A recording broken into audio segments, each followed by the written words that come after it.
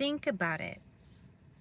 How many high performers do you know? People who run businesses, people who are athletes, people who are in politics or high levels of leadership, whose initial spark was created from a wound. How many do you know?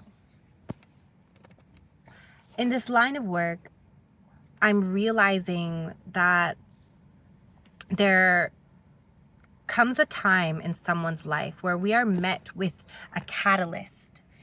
It's usually the wound where it says, you know, there's no way I'm going through that experience again. There's no way I'm going broke again. There's no way my heart is going to be broken in this way again. These boundaries are going to be crossed again. There's no way I'm going to live in this certain place and have this experience again. There's no way. I'm never letting it happen again. I'm never being fat again. I'm never letting this level of unhealthiness or stress or whatever it is happen again and run me to affect me in this way. It's a huge wound to come into contact with a catalyst such as that. A point of life where it is so awakening, heartbreaking, eye-opening, that you are met with a spark. And now this spark becomes an opportunity where to get stronger, to get fit, to get so good at your talent, to be the best at what it is that you do. People who operate in the work of high performance are deeply committed to themselves. They're committed to their business. They're committed to never experiencing the thing that got them there. Okay? So, and a lot of that lives in the body. A lot of that lives somatically in the nervous system and in the way people go about their daily. And what I'm finding is that as we continue creating actual wins in our business, in our sport, in our life, in our parenting, as the wins come now,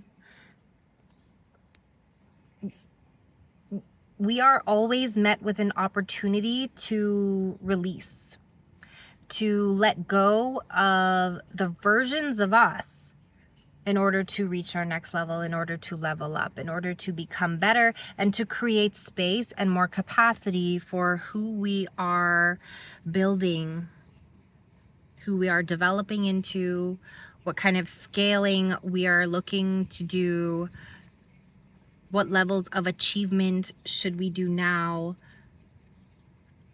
Everything compounds, right? So it is the compound effect of the training and the building and the learning and the growth and all the tools and everything we have access to. Yes, a huge part of it is happening on the tangible side. But when we look within, I think there has to come a moment in time where now we're asking ourselves, am I still being fueled? Where is the source coming from? Where is the source of fuel coming from? Is it still coming from the wound? Is it still me operating saying, okay, I'm never doing that again, because at some point that translates into ego. I'm just gonna win and continuing to win because there's no way I'm gonna do this and do that. And that might serve people. To a huge degree, it might serve people.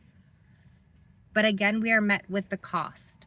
At what is it costing me in my health, in my wealth, in my relationships, in my home life, in my thoughts, in my mindset, my mental health?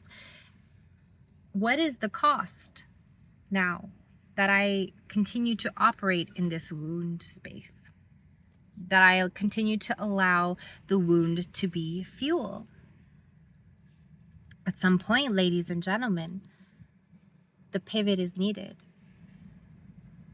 Because in order to continue to rise individually as a leader, as an athlete, as someone who represents self-efficacy,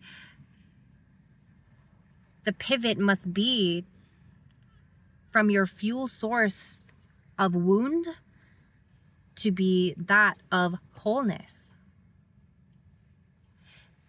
And when we make the change to operate now from wound to wholeness, those qualities change. It doesn't become the source of pain anymore.